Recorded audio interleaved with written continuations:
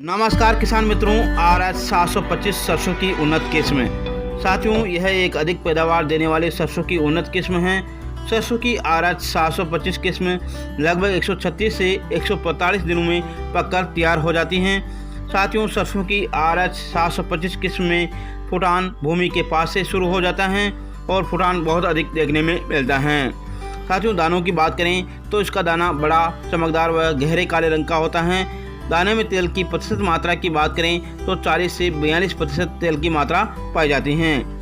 साथियों, RS 725 किस्म में 40 से 50 दिन में फूल आना शुरू हो जाते हैं। इस किस्म की मुख्य शाखा में अगर हम फलियों की बात करें तो लगभग 90 से 95 फलियां देखने में मिलती हैं। इसकी फलियां लंबी और मोटी होती हैं। प्रत्येक फली में अगर हम दानों की संख्या की बात करें तो 17 से 18 दाने देखने में मिलते हैं। RS 725 किस्म कोहरे और सर्दियों के प्रति अवरोधी गुण प्रकट करती हैं, अर्थात साथियों यह पाले को सहन कर सकती हैं। इसके अलावा RS 725 किस्म रस चूसने वाले कीटों के प्रति भी अवरोधी गुण प्रकट करती हैं, अर्थात साथियों इसमें रस चूसने वाले कीटों का प्रकोप भी बहुत ही कम देखने में मिलता है।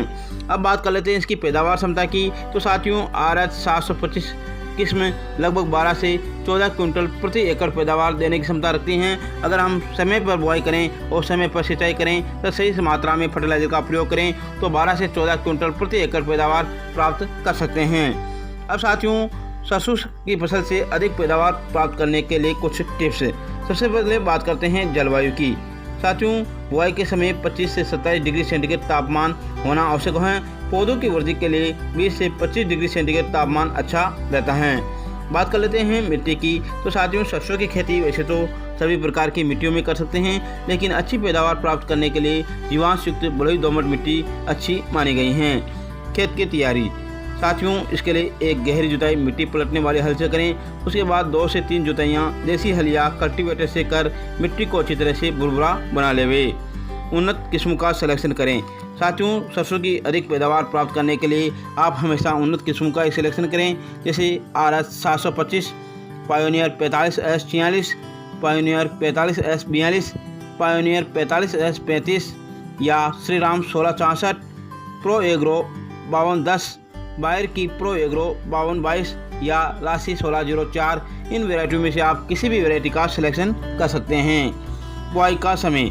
साथियों, सरसों की बुआई का उपयुक्त समय 5 अक्टूबर से 25 अक्टूबर तक अच्छा माना गया है। साथियों, वैसे तो सरसों की बुआई हम 15 सितंबर से शुरू कर देते हैं, लेकिन इस समय टेम्परेचर अधिक होने के कारण हम बुआई नहीं कर सकते हैं, इसलिए इसकी बुआई 5 अक्टूबर से 25 अक्टूबर के मध्य करना अच्छा माना गया है। अब बात कर लेते हैं आवश्यक बीज दर की। साथियों, 1 से 1.5 किलोग्राम बीज प्रति एकड़ आप काम में ले सकते हैं। बुआई की विधि। साथियों, अक्सर किसान इसकी बुआई लगभग 2 प्रकार से करते हैं, एक छिटकाव विधि से और दूसरा लाइनों में। अगर हम लाइनों में बुआई करते हैं तो लाइन से लाइन की दूरी 30 सेंटीमीटर रखें और पौधे से पौधे की दूरी 10 से 15 सेंटीमीटर रखना चाहिए। बीजों को साथियों 4 से 5 सेंटीमीटर से अधिक गहरा नहीं बोना चाहिए। अगर हम अधिक गहराई में बोएंगे तो बीजों का अंकुरण प्रतिशत कम हो जाएगा। अब बात कर लेते हैं खाद और उर्वरक की।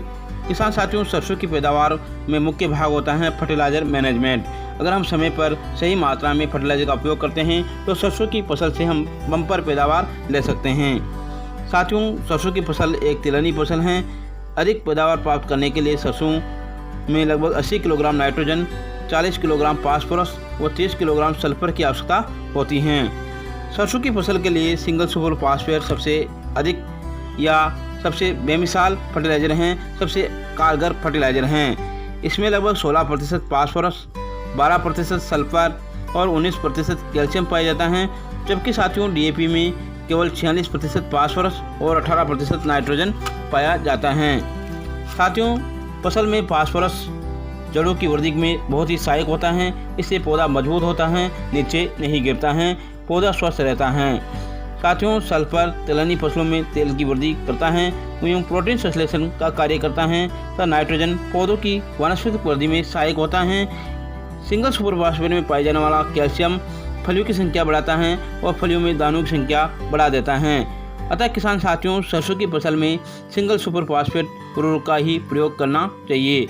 इसके प्रयोग करने से न केवल पैदावार क्षमता बढ़ती है बल्कि हमारी लागत में भी कमी आती है। अब साथियों, बात कर लेते हैं सिंचाई की।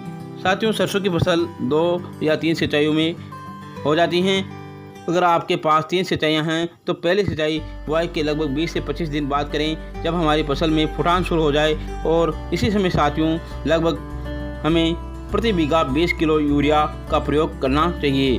साथियों, इसी समय हमें NPK 19-19 लगभग 50 से 75 ग्राम प्रति टंकी उपयोग करें, जिससे पौधों में फुटान अधिक संख्या में निकलेगी। इसके अलावा साथियों, जब हमारी फसल लगभग 40 से 60 दिन की अवस्था में हो जाए, उस समय हमें दूसरी सिंचाई करनी है। और इस समय साथियों, जब हमारी फसल में फूल आ जाए और फूल पूरी तरह से झड़ने लग जाए और फलियां बनने लगें, उस समय हमें दूसरी सिंचाई करनी है।